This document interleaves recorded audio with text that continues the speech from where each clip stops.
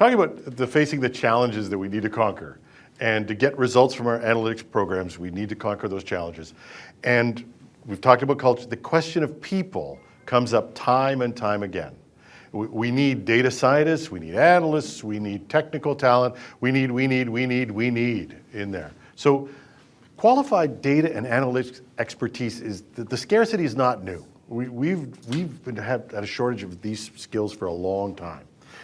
But the great resignation, if you want to call it that, or quiet quitting, or whatever you want to call it in there, these are just events that reflect something that's happening in the workforce, and employers need to understand that we're facing chronic and acute shortages of vital talent. So according to our next presenter, what many organizations are experiencing is not just a resource shortage. It's part of a major shift in the employer-employee relationship, a rethinking of skills, and perhaps maybe even questioning the very nature of work. In this new world, the old methods will not cut it. So this is the question. How do you find, nurture, develop, and retain the talent we need? That's the subject of our next presentation. Stela Lupushor is the author of Humanizing Human Capital. And Stela's here to talk about analytics and rethinking human resources, using the same tools we use for analytics to help us understand and deal with human problems. Effective strategies for addressing the tech talent shortages. Thank you for joining us, Stela. The floor is yours. Thrilled to be here. Thank you so much, Jim. Thank you, everyone, for being part of this event and engaging in this important conversation. We many times think that technology has a significant role to play in our life, but we not always consider the role it has in our work experience. So hopefully over the next 20 minutes that we have together, we will dive into some of the aspects of the workplace experience and how technology can be a solution. Importantly, how measurements can help drive the behavior we expect and help us glean or spot the opportunities for improvement or intervention. So the reason I'm qualified to speak about this, I've been in people analytics roles at a couple of financial institutions. I led social analytics at IBM, so I'm quite familiar in how data can influence both positively and negatively the workplace experience and how important it is to influence decisions about the work environment. So let's start with a company example, Starbucks. Today is the Red Cup Day, where the Starbucks it's switching its color towards the Christmas and provides offers to its customers for free to celebrate the approach of the holidays.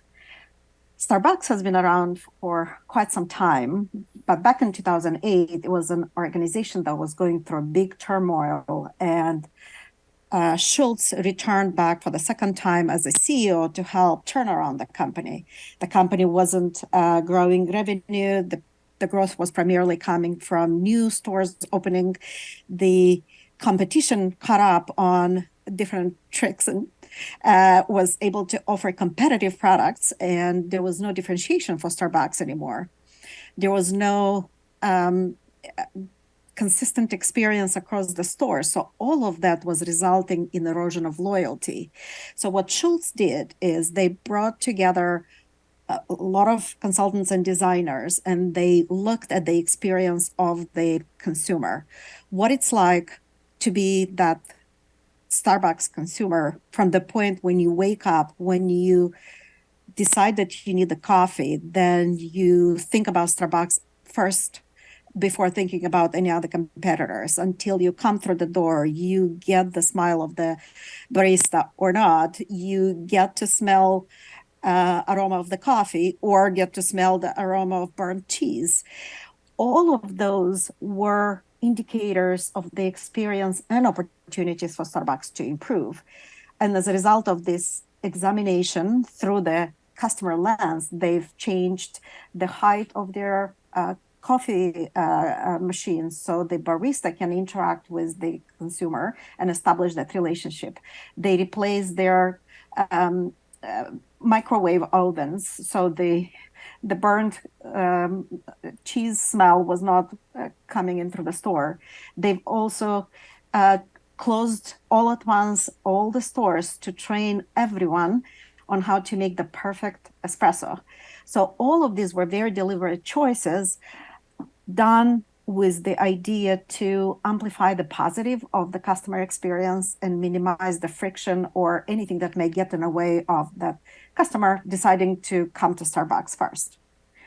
Let's take it to today. This morning, over 100 stores of Starbucks closed because the employees are striking.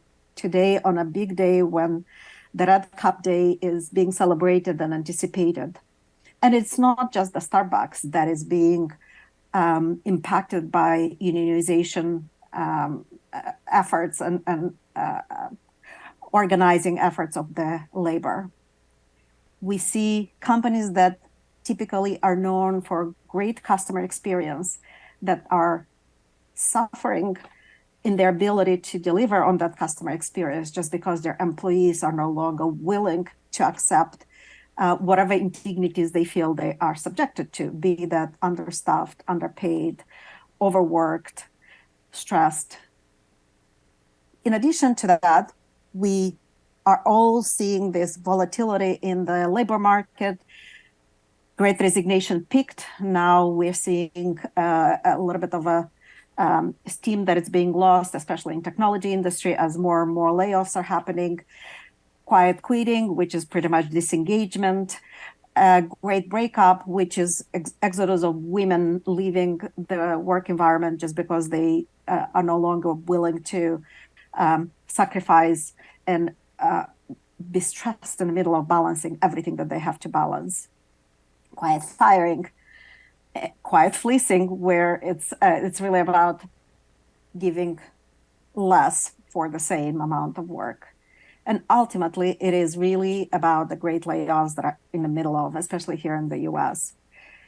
And we see different companies dealing with different circumstances and this shift in power dynamics between the organizations and the employees in different ways.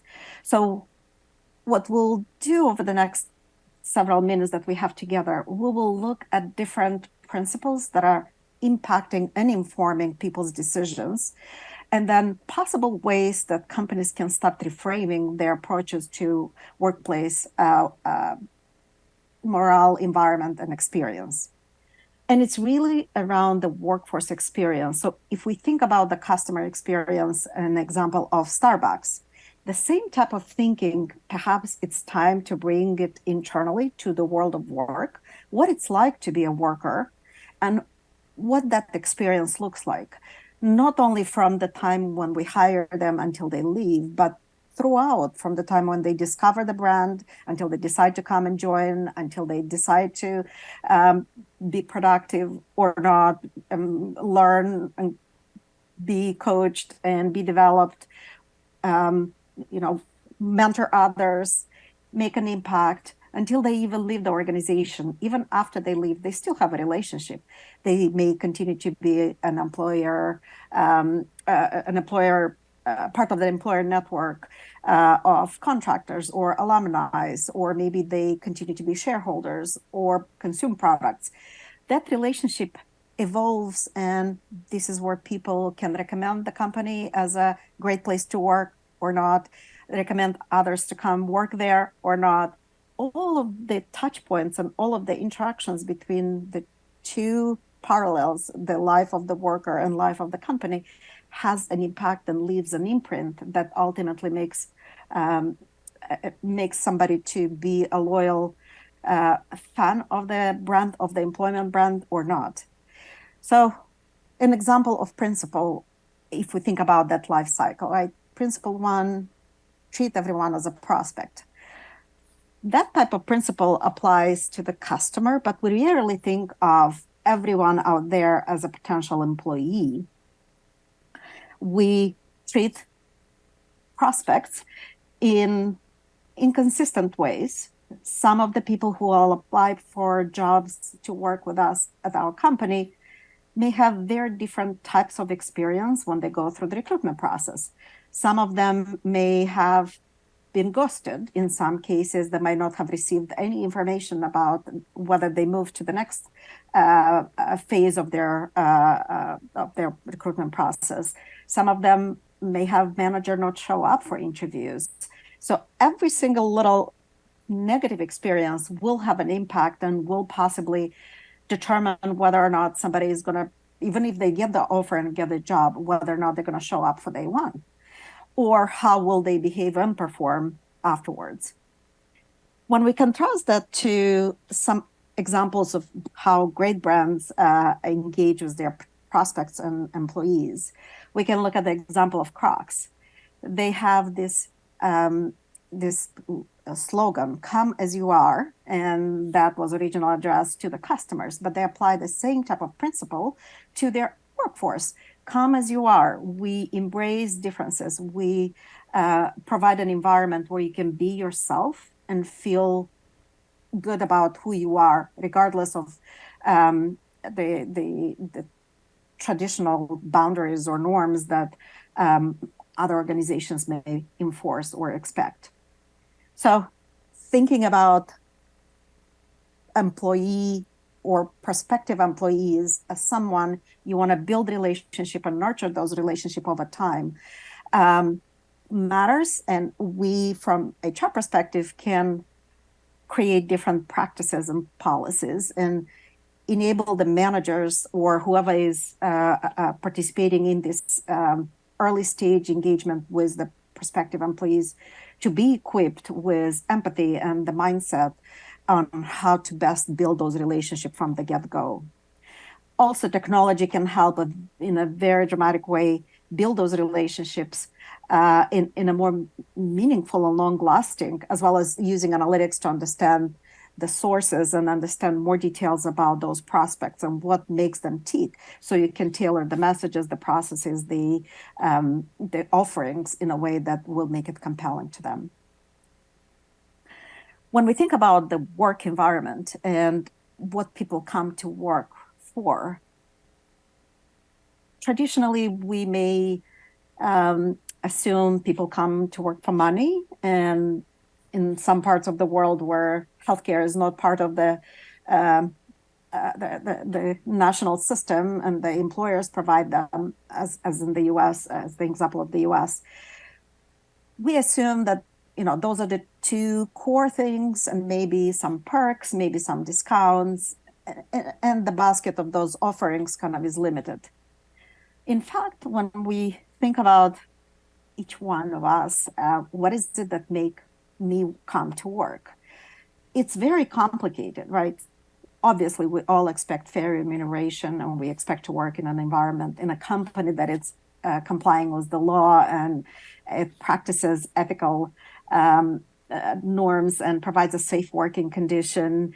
But the more we think about the other aspects of our employment value proposition, the more complicated it becomes. Some of us, depending on the life stage and circumstances at home and our upbringing and our cultural conditioning, will expect very different things. Some want to grow their skills or grow their network or get that status and title. Others want to leave a legacy and make an impact. Others want to have development of their skills and maybe build a reputation externally. Some want to leave self-transcendence, right? It's not to say that every company needs to provide everything to everyone. It's just not going to be possible, nor make business sense. But what's important is to choose what is it that we as a company want to be known for. Then based on that, say, all right, we want to be the company where you may not get the top salary or you may not get the top benefits, but you will get the best education that will position you for the rest of your life to be kind of in the top of your field. when we deliberately choose what is it that we as a company want to offer and be known for, and then based on that, build that into the offerings and make decision with that value in mind, then we will be able to attract people who are compelled by that value proposition, and also make it relatively easy to shape some of the decisions and the workplace experience through that value lens. Another stage of our relationship, right? The social contract. It is evolving, and we see this in terms of the demands, in terms of the loyalty workers are exhibiting. A lot more younger generations are deciding who to come and work for based on the company's brand. But when we think about that employment value exchange between the organizations and individuals, it's becoming increasingly obvious that there is equal value, or at least equivalent value, in the brand of the company and of individual. When you bring somebody who is exceptional at their skill, maybe they are top in their field, it adds and amplifies the value of the brand of the company, and vice versa. When you have a company that is responsible, that is respected, having that company's brand on your resume makes a big difference. So many organizations consider investing in the employee's brand as something that maybe not top of mind.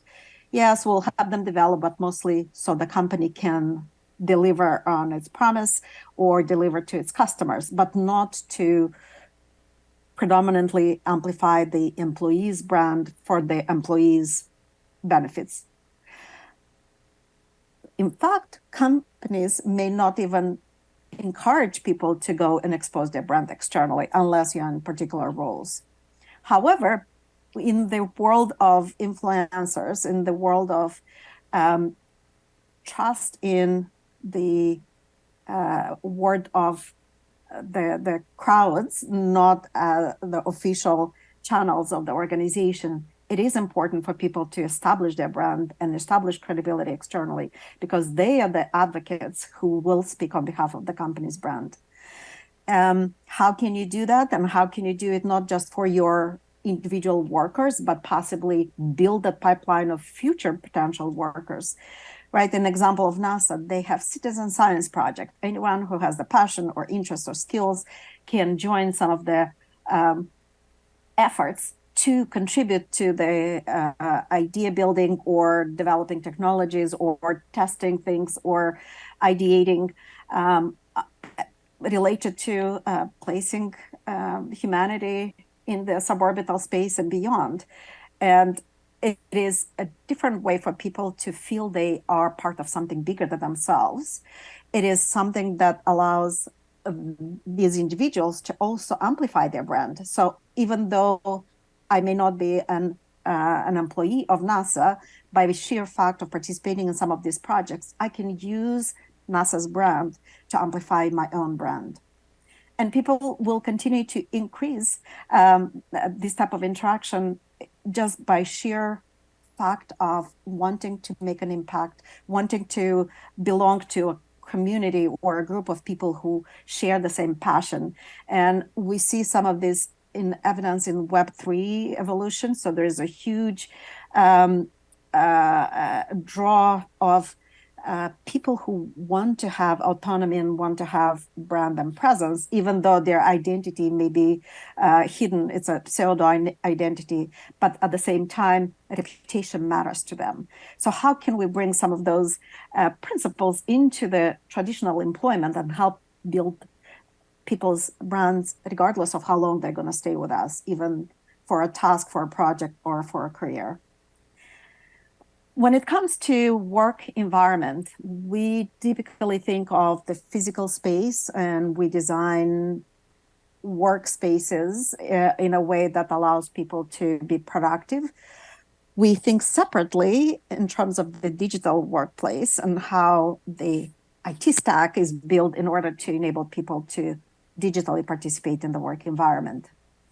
Increasingly, I think the opportunity is to think in a fusion way, in an integrated way, because we work out of multiple places and we work from a customer space, from the coffee shop, from the home office, from the island where we go to spend the week and have access to the work environment. So the more we can think about how the two, physical and digital, are integrating, and how might we design that experience in a way that allows us to be productive regardless of where we physically are, the more we'll be able to minimize the friction that workers experience when they come to work. My biggest question to all of you is, how can a worker deliver a great experience to the customer when they do not know what it feels like internally? So the opportunity, the next evolution of transformation for organizations, is to really rethink what that work experience looks like and how technology can play an increasingly bigger role in transforming it and minimizing that friction. So I defer to work tech as opposed to HR tech, because when we think about HR technology, it's really about automating HR processes. It's about making HR more efficient and less prone to errors or issues. Work tech is really taking the technology and thinking about the worker and how they engage with the work environment. Some of it is, how do you orchestrate work? How do you deconstruct activities and work units and do it better, faster, easier? Another part is about thinking about productivity and ease of doing the work, be that having the productivity tools or having measurements or having interventions through nudges and automations to make your life better, or even putting robotics or bots and other digital workers to perform the work on your behalf. How can we integrate that workplace, physical and digital environment, and create a better experience in general to allow teams and people to collaborate? And then how do we build that trust and reward people and grow the reputation while at work, be that through badges, through reputation points and evaluation system that allows people to continue to grow at work. One other principle, so if we think about the first one was before the individual starts. The second one was while you're here. This one is really about when you leave the company. And we are living in the moment of dramatic unfolding of Twitter's evolution, with Musk's return or taking over the role, and layoffs, and people having to be called back because there's nobody to support the system. So there's a huge drama unfolding in front of the world on how one leader chose to deal with workforce composition. And that is contrasting against the Stripe. Stripe had gone through a layoff as well. They laid off about 14%. And on the day of the layoff, there was a public announcement on the company's website to all the employees, explaining and rationalizing why this decision was made and how difficult it was for the leaders to make it, as well as every single little detail that was important to the people who were laid off. Here's what's going to happen to you, what type of severance you're going to get. If you're on a visa, here's how we're going to handle your immigration issues. All of the things that are left hanging typically when a person leaves, especially involuntarily, were addressed. So same decision that had to be made to let people go, but how it was handled was very different. And when people leave, that experience is going to shape what they're going to think about the company for a very long time. So if we're to bring those three principles together and lay it on the employee experience journey, we can think about the stages that an individual goes through, from a prospect to a candidate to a hire to a worker, perhaps a manager, perhaps a coach, until they leave And when they leave, they still have a relationship afterwards, and they may decide to come back or not. But it's important to think about the worker journey and the role technology can play in improving that experience end to end, as well as thinking about the opportunities to capture data along that journey so that organizations can determine the interventions that may be appropriate to have a positive impact on the outcome. So when we think about measurements and outcomes, right, many times we measure process efficiencies.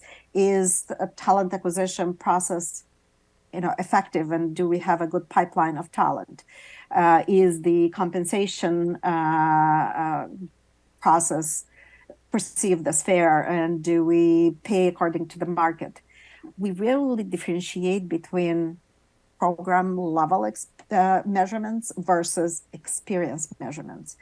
So first step, I think from analytics perspective, we can start differentiating between what matters for HR to run as a effective and efficient function versus what the workforce experience looks like, and how might we capture the data along the life cycle to inform how might we improve that experience, how the positive and the negative ones impacts the program efficiency, but also impacts business outcomes. So the third category is really looking at the measurements from the business perspective.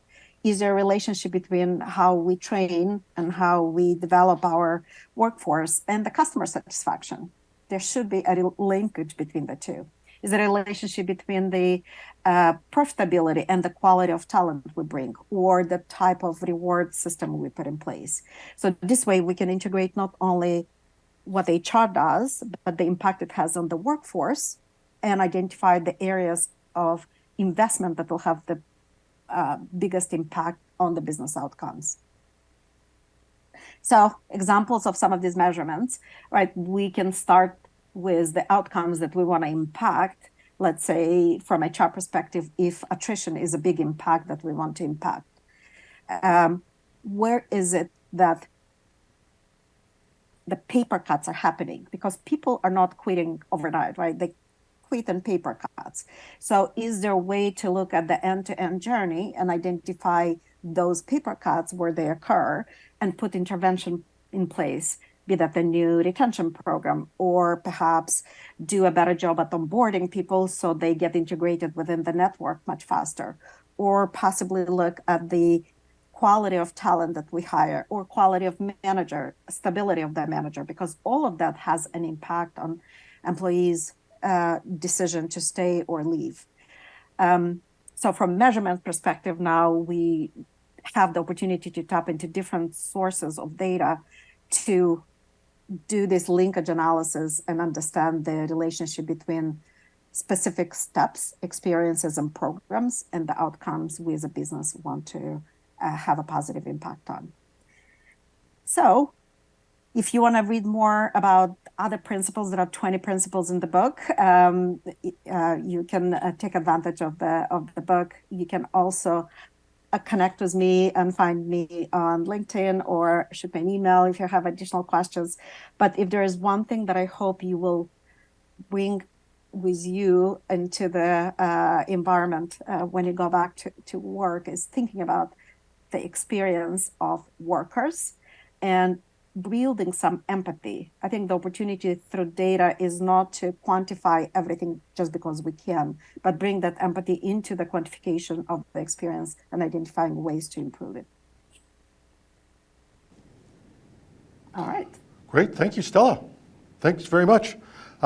Just a couple quick things, just quickly as we go through this. One of the things that just stuck out with, and there were a lot of comments going on while you were speaking in the chat. One of them was this idea of employees' mental health, and focusing on them and letting them. The comments is get their authentic selves and ideas. But can some of these things that you're talking about really start to deal with that? Because I think that's an actual crisis that's happening in our remote work society. Absolutely. And there are obviously a lot of circumstantial and contextual drivers of mental health issues. But a lot of it is a reaction to the work context. If we think about our interaction with technology, there's a study published a couple of weeks ago that was talking about, an average, we switch between different apps about 1,200 times a day. So every single time we switch, we have to spend at least 2 seconds to refocus on what we're doing next and then be able to be productive. And if we continue to be interrupted by notifications, by Slack pings, by need to switch from calendar to Zoom to doing our work, all of that creates additional stress on our experience. And it drives some of this a sense of anxiety, sense of inability to focus that leads to amplifying mental conditions or stress. I think a lot of the epidemic of the remote work, not to point to the pandemic that we've gone through, is our complicatedness, right? We have so many tools. We switch our context so many times. A lot of tools may not be friendly, and it creates a sense of inability to perform. And why do we blame people for tools that have been designed by engineers for engineers? I always show the example of my cell phone.